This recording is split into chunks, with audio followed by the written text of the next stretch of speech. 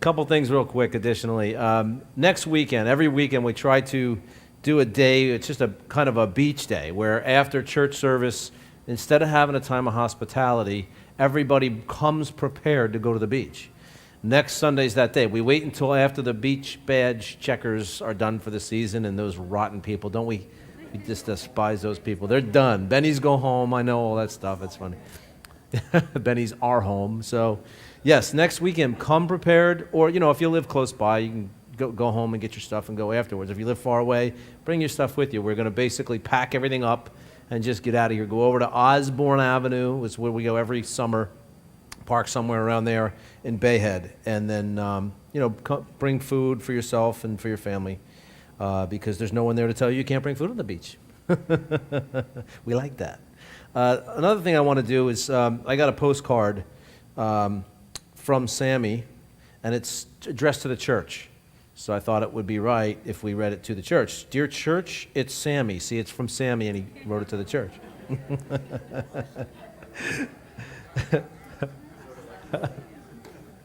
Kind of redundant, I know.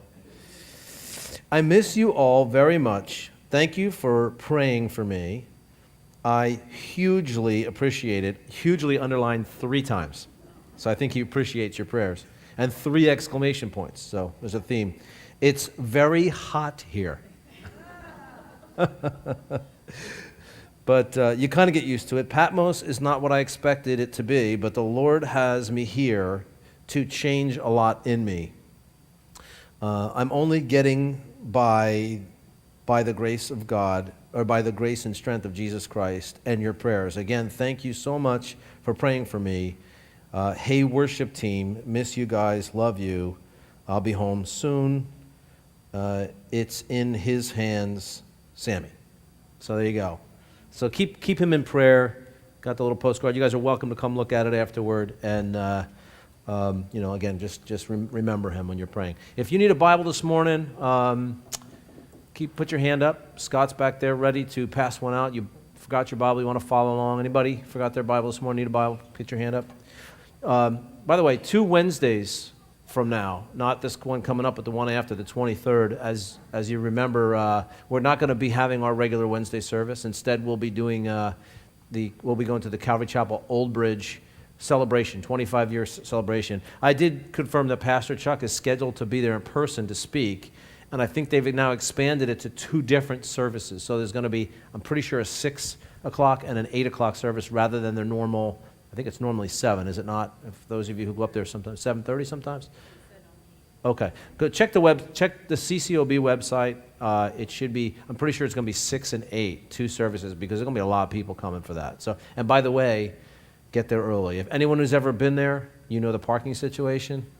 It's going to be like a Sunday morning on a Wednesday night, so please be prepared for that as well. Anyway, Genesis chapter 49. Open your Bibles, Genesis chapter 49. Last week as we looked at chapter 48, we were considering the concept or the idea of passing down blessing. And first and foremost, it's passing down blessing to your own family, to your kids primarily first, right? And then how your kids pass that same blessing down to their kids, and how it's a manifestation of yourselves, you as parents, and how what you believe and how you live your lives is being passed down to your children. Now we're looking at this group of people, these 12 sons, and Jacob and his whole life, and as we've been through so many chapters of looking at these guys' lives, we know that they are far, far, far from perfect. Remember all the mistakes these people have made. They've done absolutely horrific things. And Jacob himself, being a manipulator most of his life. At this point in his life, clearly, God has radically changed him, though. And I think kind of that's the point, isn't it? I see so many of us, myself included, how sometimes we just like we're kind of standing still sometimes. And that's the problem. We need to be changing. If we're not changing as parents, why would we expect our kids to change?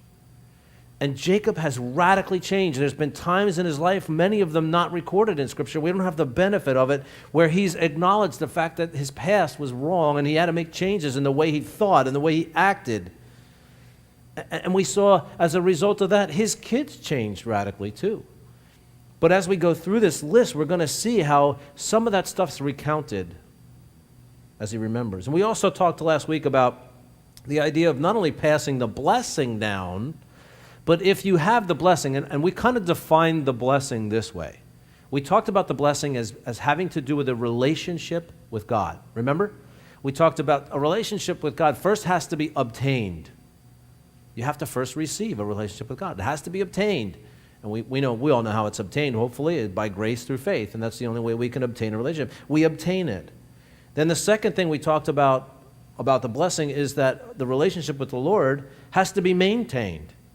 You don't just get saved and then, okay, that part of my life's done and you go back to living the way you were. It has to be maintained. It requires a lot of maintenance, right? And that maintenance is really, it's actively participating in a daily relationship with the Lord. Maintenance, maintain. And then thirdly, the idea of retaining, that it stays and it's passed along. It remains in the family, that blessing, obtaining, maintaining, and retaining. The blessing, handing it down to our descendants. And then the other idea that we kind of threw in the mix was the idea of a mantle. Because as I kind of went out of Genesis chapter 48, and we looked at Elijah and Elisha.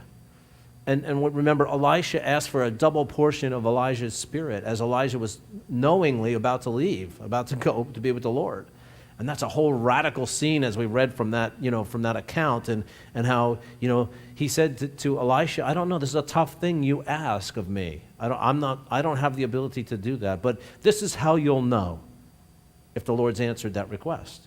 If you see me departing, if you actually see me departing, you'll know that your request has been answered, and you'll have that double blessing or that double portion of the same spirit of which I've carried in me in my life as a prophet. And sure enough, he saw him departing from the earth on a chariot of fire. Remember that? And then as he crossed back over the river, he used that mantle that Elijah had given him, and he touched it to the water, and the water split. And so there it was. I mean, the same spiritual giftedness, the same responsibility and authority that Elijah walked around the earth with for so many years had now been passed. A double portion of that spirit. And so we looked at how we pass the blessing down to our kids.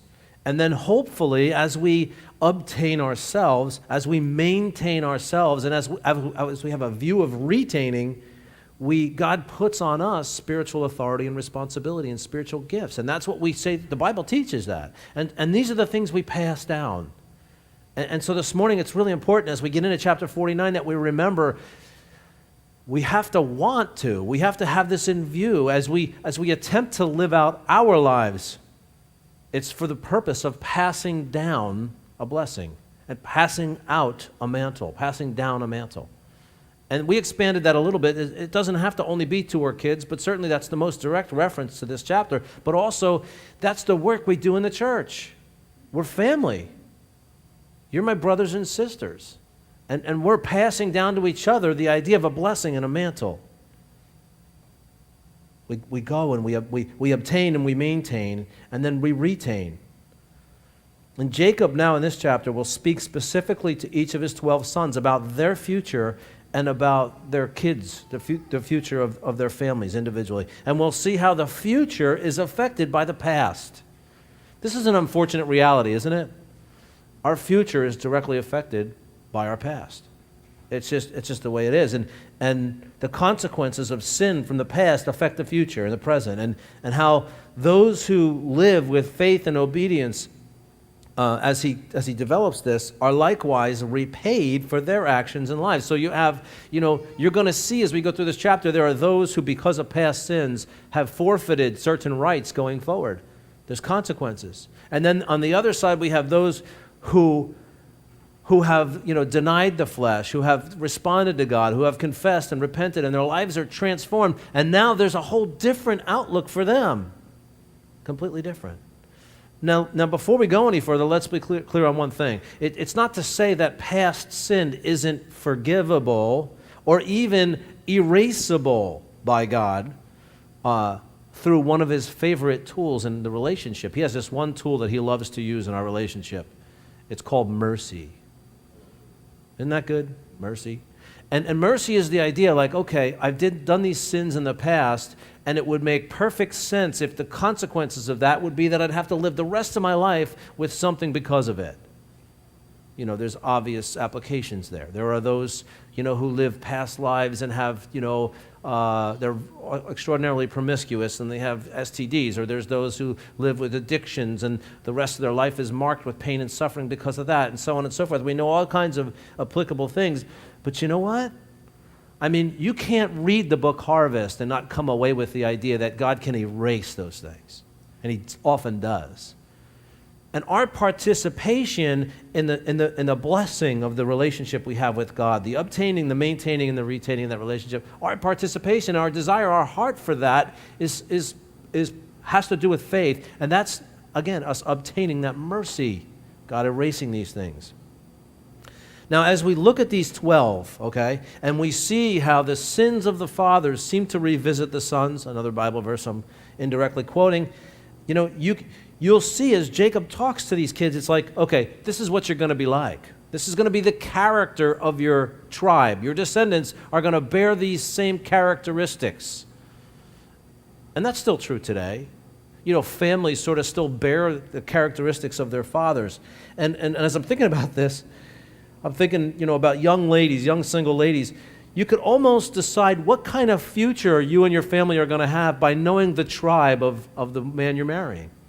Because we all know it to be true. You know, you don't only marry the man, right? You marry the whole family. And the same is true with the wives. But think about all this stuff and the significance and the importance of what we pass down and what the future of our kids and our kids' kids are going to be. It's important. And also, we're going to struggle as we go through this a little bit, or at least I should say I am. You could sit back there and laugh, but there's some difficulty with this chapter, and you can go to, you know, a multitude of counsel on this chapter, which I try to do some, you know, to make sure I don't make any mistakes in my teaching. But there's a difficulty in interpreting much of the language in this chapter. It's different. It's actually a poetically written chapter, much of it. And much of its interpretation is very subjective. It's open to somewhat interpretation. It's open to opinion in a sense, because the language that he uses here, a lot of it is rare. Like some of the words in this chapter appear only once or twice in the whole Old Testament in this Hebrew language. And so there's a lot of debate over what the exact meaning is. And so we're not so much concerned with these exact meanings of these prophecies that he's pronouncing on his son. We're not, on his sons. But I mean, we want to look at that because it's interesting. But there's this miraculous prophecy he's espousing here, and we get to hear him say these things in a sense as we read it. We're not going to understand. Some of it we can. We'll see there's direct correlation, and a lot of commentators try to say, well, this means this. You know, when you tie your donkey to the vine, and you'll get to see these crazy phrases. We're not going to be able to figure them all out. That's okay. We're mainly concerned with the concept of passing down a blessing, handing out the mantle, and instilling in the kids, hey, listen, this is your responsibility for your life on earth. Walk with God. This is going to be the outcome of who you are and your character and your tribe. This is what it's going to be like. I'm giving you a little picture into the future, but you walk with God. You walk with God. Verse 1. It's kind of a long way around the barn to introduce the chapter, but verse 1 comes eventually, as we all know. Jacob called his sons and said, gather together that I might tell you, or may tell you, what shall befall you in the last days.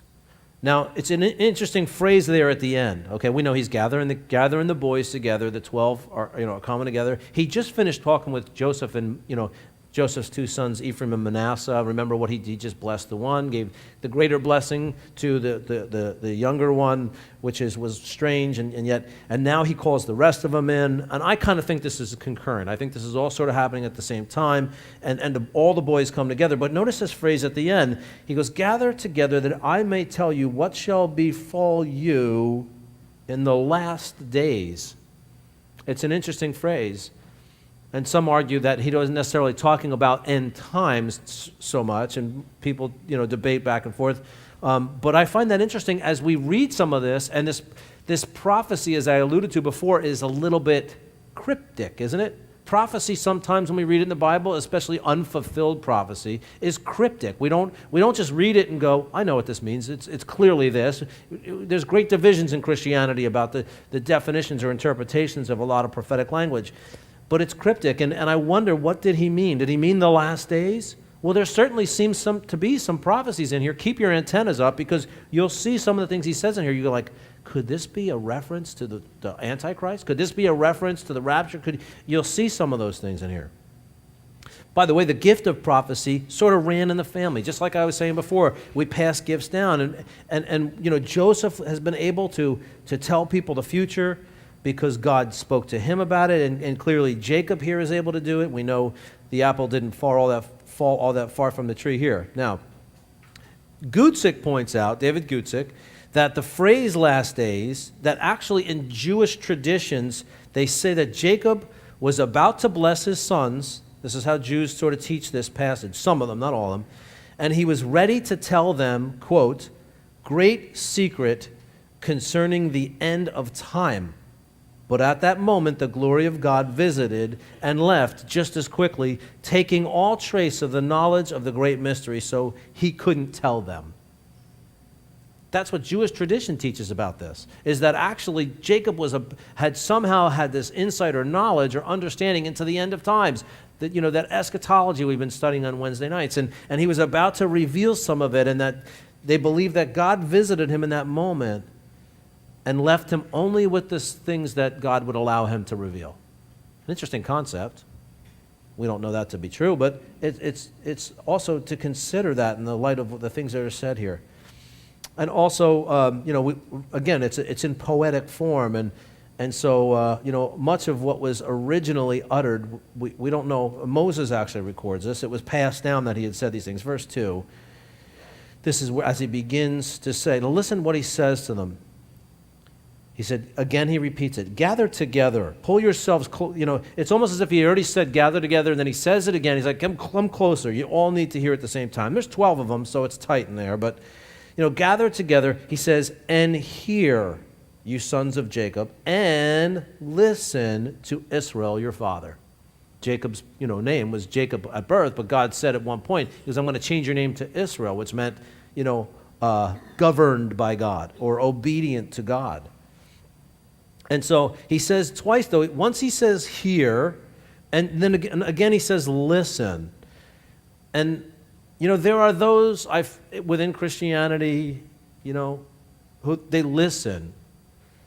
And then there are those who in a sense hear.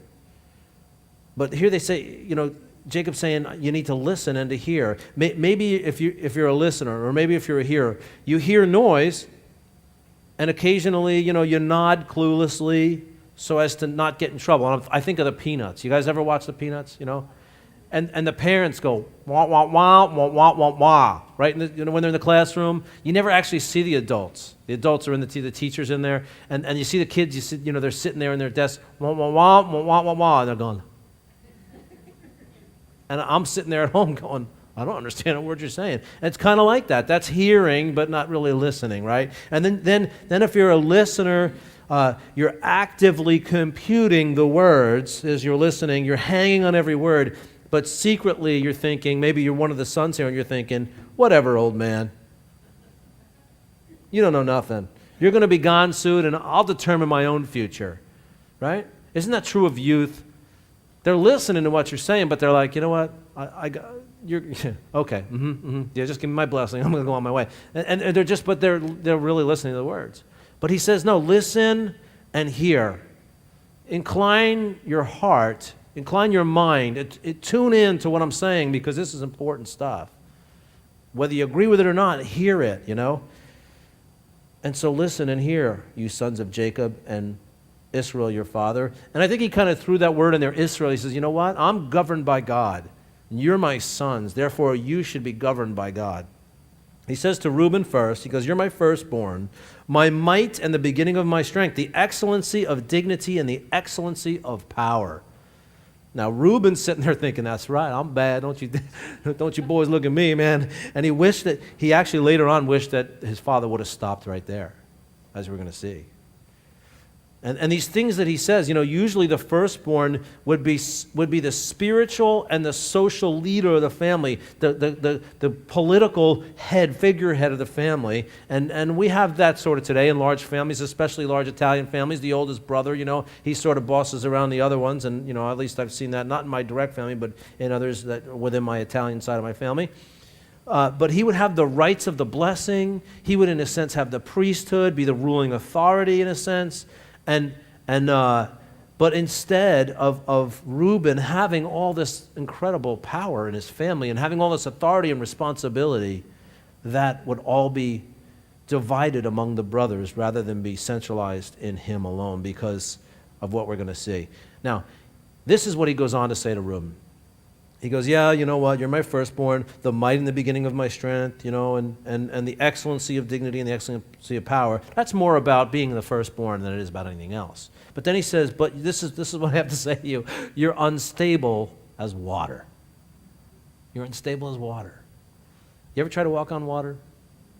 Peter did. Peter's the only one I know who was able to do it, other than obviously Jesus, but he's God, so we can't, But listen, water's unstable, and that's a pretty harsh thing to say to your son. Now, if my dad said that to me when I was a little kid, I was a wise guy, I'd say, yeah, but I go out in the wintertime, it's frozen and solid as anything, that's me. I walk on ice, Dad, and that's that listening but not hearing. Listen to this, and how do we become stable? How do we become stable? Reuben wasn't stable. Stability is obtained, it's maintained, it's retained, right? Galatians 5:22 says this, verses 22 and 23. You don't have to turn there. But the fruit of the Spirit is love, joy, peace, long-suffering, kindness, goodness, faithfulness, gentleness, and self-control. Against such there is no law. Well, it's simple. It's the fruit of the Spirit. And these words here, I see a couple here: faithfulness, long-suffering, self-control. This is stability. This is the ability to resist the flesh and the temptations of the world and be stable. Stability comes. But it's a relational reality. This is not something you just are able to manifest in yourself because somebody tells you that's what you have to do. This is a relational reality. The more time that you spend with God, the more stable you become. You think of yourself, man, my life's out of control. Walk with God more. Spend more time with God. Be involved in the things of the Lord. Where is God at work? Look around. Where's he at work? Join him. Get involved. Be excited about what God's doing. Get your heart and your mind around where God's at work. Reuben, not so much. In fact, verse 4, he goes on to say, not only are you unstable as water, but you shall not excel. And these are the consequences of past sin. He says, because you went up to your father's bed, then you defiled it. He went up to my couch. Reuben had gone in, if you might remember, from Genesis, I think it was chapter 35. He went into his father's concubine, Bilhah, and therefore defiled the posterity. You remember that word, right? It's an important word, and what we're talking about is a posterity. It's a care, it's a concern, it's a love for what you leave behind. It's caring more about what you leave behind than yourself. That's what it's all about. That's what I'm really hoping that we all get in our heads today, in our hearts, is we care more about what we leave behind, not just after we're dead. That's obviously the major idea, but every day when we go to bed. What have we left behind today for our kids, for our families, for people God's put in our lives? He's not going to excel. His role in the posterity of Israel would amount to very little, comparatively speaking. That's what he means by not excel. Much of his original potential was sacrificed. Not because of the sin so much, but because of the weakness of his character. If he had dealt with the character, my guess is mercy would have erased this. But he never dealt with this character flaw. Reuben maintained this character flaw. He was weak, in a sense. His descendants, the Reubenites, failed throughout Israel's history. This is sort of the fulfillment of these prophetic utterances of Jacob. They settled on the east side of the Jordan. You might remember that story after wandering in the desert for 40 years. And they finally get to the Jordan, and it's time to go in. And the Reubenites were the first ones to say, you know what? Just give us our portion of the inheritance right here. This is the weakness of character that he passed down to his kids. It's like, you know what? This far is far enough for me. Wow. As I look at, my own life and I think, what am I failing to obtain that by doing so I'm failing to pass down? Am I jumping into my relationship with the Lord all the way? Or am I holding something back? Do I have preconceived ideas about this relationship with the Lord where I'm saying, you know what, I'm perfectly content just the way I am. This is fine. I don't want to get involved. I don't want to teach a Bible study. I don't want to go to the women's group. I don't want to go to the men's prayer group and discipleship. I don't want to go to youth group. This is enough. Just Sunday mornings is good. They're great people. I'll go eat some food with them. I'll have them over for dinner every once in a while. We'll have some laughs. It'll be fun. Or do you jump all the way in and say, all right, wherever this is going to lead, And sometimes I think people are held back because there's things that they just say, you know what, if I do that, if I become one of those crazy Christians that really just jumps all the way in, then I got to give up a lot of stuff that I don't want to give up. Or then they're going to find out about this about me and I'm going to be embarrassed. Hopefully there's none of us in here like that. Hopefully, we find out things about you that you think are embarrassing. We have just as many stories, that are worse than that. We could sit here, oh yeah, let me tell you about me. But, Reuben never really did jump in all the way in his relationship with the Lord. Was he an example of someone who was, had a saving knowledge? Probably. We don't know if faith brought about, salvation there. I think it probably did, because I think these guys really got it at this point. But really that weakness in character was never dealt with. In fact, later on, when the armies came to conquer the promised land of Canaan, the Reubenites never really produced any substantial leadership for the nation of Israel. And in fact, they at one point refused to join in with the rest of Israel and against the Canaanites. They refused to fight, the Reubenites did. There was a weakness in character. There was an unwillingness to allow themselves to be hurt, and join in the shedding of blood. And I think that's passed down sometimes. In verse 5, he goes on to Simeon and Levi. He says, Simeon and Levi are brothers. Instruments of cruelty are in their dwelling place.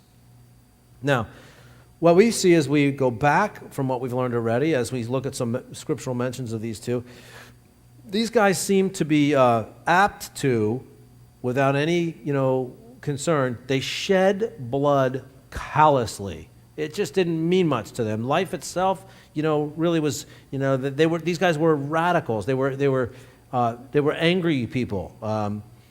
You may remember when they were making their way down to Hebron, and they dwelt in Shechem for about 10 years, and the sister Dinah was raped by Shechem, by the son of the man who settled that area, Shechem, and the name was named after him, and he raped their sister Dinah. And there began this conversation over what was to be the outcome of it, and they lied to Shechem and said, you know what, we'll intermarry with you guys, we'll get together, we'll dwell peacefully with you in the land on these conditions, and then you guys, all you and all your men have to get circumcised. That's our condition. And then we'll dwell with you peacefully in the land, so on and so forth. We'll intermarry. And they never had any intention of doing that. And once these guys all got circumcised, they were so weak in the flesh and unable to defend themselves that they took out their swords and began to slay these guys, just, And Jacob that brought great shame on Jacob. It brought great shame on Israel. And so, here their father is saying, instruments of cruelty are in your dwelling place. Let not my soul, that is the soul of your own father, enter into their council. Let not my honor be united to their assembly. Why is he talking about his soul and his honor not mixing with them? And it's for this reason. It's because anger And violence is opposed. It's directly opposed. It's the opposite of grace. The soul and the honor of Jacob was to be an example of God. And you can't mix those two together. And so, so prophetically, Jacob says, let not my soul and my honor mix together with you. Cursed be their anger, for it is fierce, and their wrath, for it is cruel. I will divide them in Jacob and scatter them in Israel. And we know this to have happened literally with the tribe of Simeon. Simeon was given an inheritance, but it was in the middle. It was surrounded by Judah. There was a small little section within. Judah was, I think, given the largest of all the inheritance. It was the southern end of the promised land of Canaan. And right there in the middle of it somewhere was this little spot that was Simeon. And Simeon and his tribe was eventually assimilated into Judah. And so, there were nobody really who knew if they were really of Simeon or not, and they just sort of assimilated. They used to talk about, we don't know if we are or we're not, but that's what happened. That literally came true. And then the tribe of Levi had no inheritance at all in the promised land, you remember. Instead, their inheritance became just God himself, which other people also inherited. But they did, the one thing about the tribe of Levi, that there was sort of a redemption that happened with them. In fact, in Exodus, when the golden calf was made and people began to worship an idol, it was the Levites, it was the tribe of Levi who stood up against the idol worshipers, those trying to get everybody to worship idols. It was the descendants of Levi that did that. There was a redemption. Because of that, God gave them spiritual authority as priests in the land. And yet they had no inheritance of wealth in the land, but what they did have was they had an inheritance of representing God to people and people to God. That's what it means to be a priest.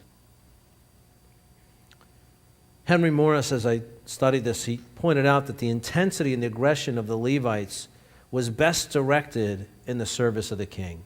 I thought, how profound. There are those of us who sort of lack control over certain areas in our life, and an example of that for me personally would be if I wasn't a pastor, I probably wouldn't read my Bible or study much or pray much for that matter. I think God, and Lloyd Pulley has been noted as having said this several times, but he said, God made me a pastor because I wouldn't read my Bible. And he said that many times. And I've heard people say that, and I thought about it. I'm like, it's interesting. I wonder where I would be if I wasn't a pastor. So it's like, in order to keep an eye on me, he put me in a position of responsibility where I have no other choice but to constantly be going before him. Look, Lord, there's these people and they have these problems, and I desperately want them to, rise above their problems, and I want great things for them. But I can't do it, Lord. I'm hopeless. I'm helpless. He goes, yeah, that's why I made you pastor, because you're hopeless and helpless. You won't take the credit yourself. You'll always be dependent on me because of your weaknesses. And I don't know whether that's true or not, but look, the aggression of the Levites, their anger, that all that energy, that intensity, instead poured into service of the king, poured into, I'm going to pour my energy into God. And there are those people who I've seen beat great bondages in their life by devoting themselves wholly and solely to the service of God. It really works. I'm telling you. You see some of these people who've struggled with great drug addictions and different things, and the bondage, the secret to being released from that bondage for them sometimes is a lifelong of service. It doesn't necessarily mean that they become a senior pastor of a church or they're in full-time paid ministry, but all they care about the rest of their life then becomes serving God. What can I do today for the Lord? That's it. I'm going to go down to the church. I'm going to go out to the mission and serve soup. I'm going to go on the mission field, and go out to another country and live there and do nothing but represent God to people. And it's like your whole mind becomes wrapped up in that, and you're able to be released from bondages. It works. Now, verse 8, he turns his attention to Judah. And this is good because we've just heard about 3 of the sons, and it was all kind of heavy and sad. And now with Judah, it's all awesome because look at Judah. We know what Judah had accomplished. He had left a family in favor of some foreign religions and some of the foreigners, and he began to take wives for him and his sons among the foreign, and he got into trouble himself. Judah got into trouble. He, his first two sons were so wicked, in fact, that God just smote them for not fulfilling their responsibilities. But his name itself meant praise. And he says here, Judah, you are he whom your brothers shall praise. And this sort of has already started to happen. Remember, as we've watched, now he's gotten back involved in the family. The famine came. They needed to go to Egypt just to survive as a family. Judah goes, and he's the one who takes responsibility for his brother Benjamin's life. He says, Dad, listen, we can't even go back to Egypt without Benjamin. You're saying you're not going to let us go with Benjamin? We can't go without him, but here's what I'll make you a deal. You could have my life. You could kill me if we don't bring Benjamin back.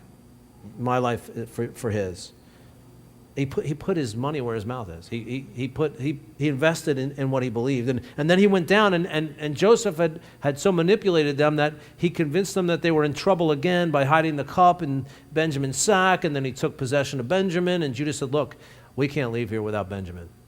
And then he said to Joseph, who they had no idea there was a brother at the time, he said, look, keep me, kill me, but let my brother Benjamin go. My dad, he's back, he's back in Hebron, back in Canaan. He'll die if we go back. If the brothers go back without Benjamin, it'll just be the death of my father. He took responsibility. Judah had started to come around. He got it. He changed. His character was transformed by God as he began to fear the living God, as he began to love the living God and serve the living God.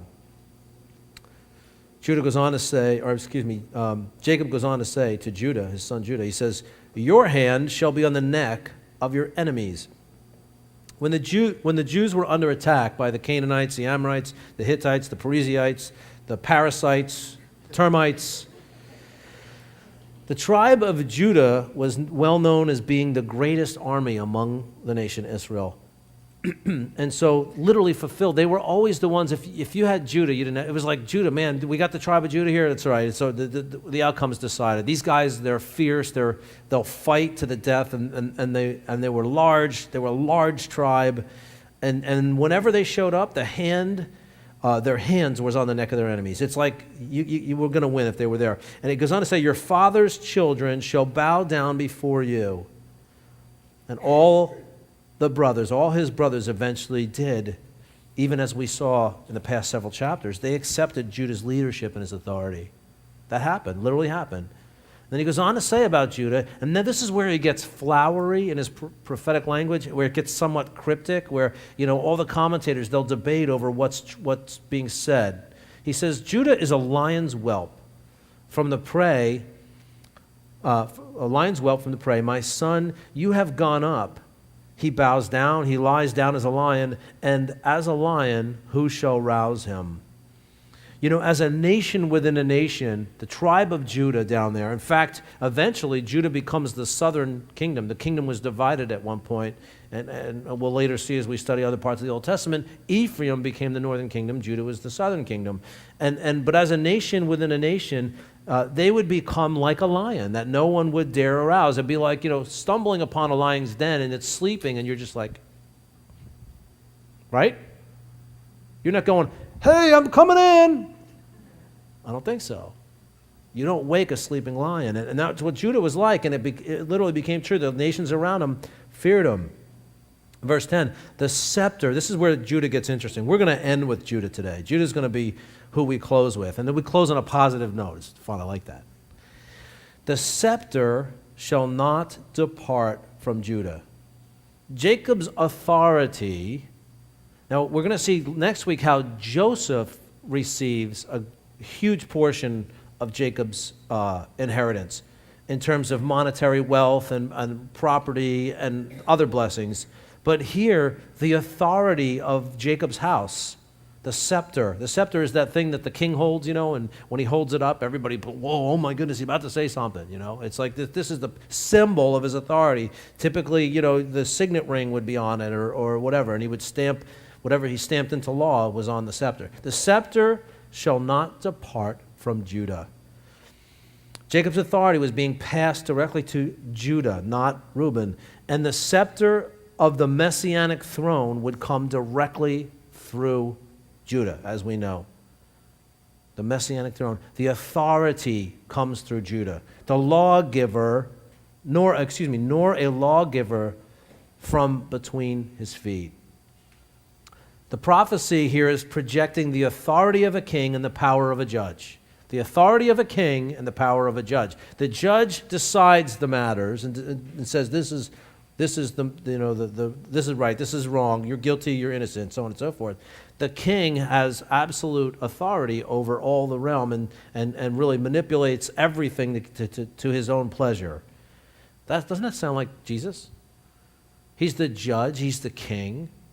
And those elements are being passed along through Judah. And it's interesting how the other elements, somewhat the priestly elements, are through Joseph. We know David came through Judah. He was in the line of Judah. And so the greatest king other than Jesus, the greatest king in the history of Israel was David. Came through Judah. Second king in the history. And then this is interesting. Look at this. Until Shiloh comes. Until Shiloh comes.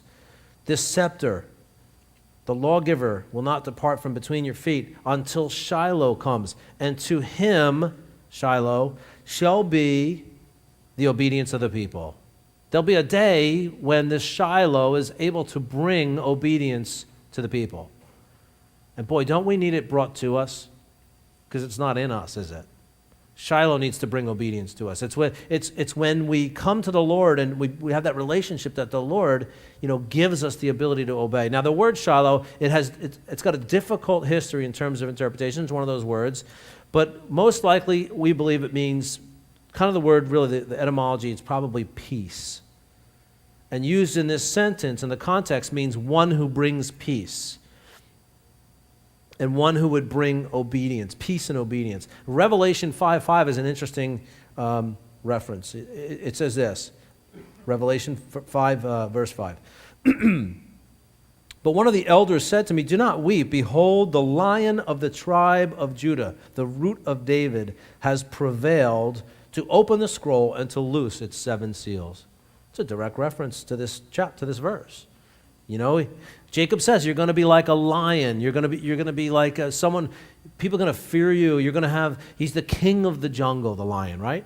He's the king. He's the one who, when he eats, you better not be around when he's hungry because he's going to eat you up, And it's something that you don't mess with. And he's talking about Jesus here as this is being said. One of the elders said to John as he was in this vision, seeing these things, don't weep. The Lion of the tribe of Judah, the root of David, has prevailed to open the scroll. Jesus has the power and the authority. He's the judge. He's the king. And I believe this Shiloh is specifically prophetic, talking about Jesus. He goes on to say, verse 11, this is the part that gets all weird and I don't understand. Binding his donkey to the vine and his donkey's colt to the choice vine. Interesting, though, look at the meanings of these words. You have a donkey and a donkey's colt. 2 words used in Matthew and the other Gospels about how Jesus rode into Jerusalem, carrying the king into Jerusalem, right? The city of peace, all these words being used here. And then you have the vine, and Jesus speaking so much about the vine as an illustration. Abide in the vine, John chapter 15. Unless you abide in the vine, you can bear no fruit, Jesus says. Correct? And these metaphors are just so fascinating to me. He washed his garments in wine. Now that's where it gets a little strange. Maybe he just didn't like the color, the color. He wanted to just change the color. Maybe he didn't have, a place to wash it. So he's like, I'll hide the stains by putting more stains on it. It's kind of how I would think. And his clothes in the blood of grapes. And to me, that's a picture of royalty.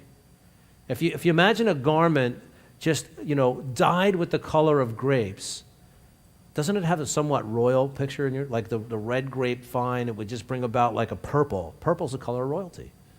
And this is the picture that comes into my head as I see this. And I don't know if that's what he's talking about, but it makes sense to me. His eyes are darker than wine, and his teeth whiter than milk. So Judah's being given here an extraordinarily positive prophecy about himself and the outcome of his posterity. And with that, we're going to close. Let's all stand. As we talk about the outcome of our posterity, let's think about that as we stand up, the outcome of our posterity. And as I bring your hearts and your minds focused on your posterity. What we pass down will come as a manifestation of who we are now. What we pass down will come as a manifestation of who we are now. If we care about our kids and their futures, if we care about our kids' futures, and we don't know how much more time we have left. You know, we all think the Lord's coming back in 5 minutes, and that's great. We should live that way. Maybe that's a tool in our hands in order to concern ourselves with it. I think a posterity is something that the Lord put in our hearts. It comes natural to us to care about especially our kids. Isn't it interesting how, you watch young people and they live a certain way, and then they have kids, and they live a completely different way, right? It's like their lives end and their kids' lives begin. Melissa's got this big smirk on her face. She's like, yes, I'm still mourning the loss of my life. I understand that, but you know what? God put that in you. God put that in you. That's a posterity. That's like, you know what? I care more about my kids than I care about myself. I no longer live for me. I live for them. That's my life's purpose, my life's meaning. And so for the purpose of a posterity, as a motivating thing for our own lives and hearts, we want to care more about our posterity than we do about ourselves. Jump in with both feet into what God's doing in his kingdom. Get involved in your walk with the Lord. This could sound like a commercial to try to get more nursery workers and that kind of stuff. And you know what? We need that kind of stuff right now. We're a little hurting in that area. And I mentioned it, so I can't get away from it. So maybe the Lord's wanting you to get involved there, but maybe not. I know some of you are serving outside these four walls of our church. Some of you are actively serving in other places, and I just encourage you in that. Please. There's all you want to go serve somewhere? There's all kinds of places. You can go over to our sister church in Lakewood and do their outreach with them. You can go up to Solutions Pregnancy Center and go through that whole program and serve there. There's all kinds of. You want to do some door-to-door evangelism? Let me know. I'll come help. But just jump in with both feet. Get past yourself. What is it that's holding us back? Maybe a posterity is something that'll help motivate us to want to serve God more, to want to be part of the kingdom more, to want to go in with both feet and just reckless abandon. Let's pray.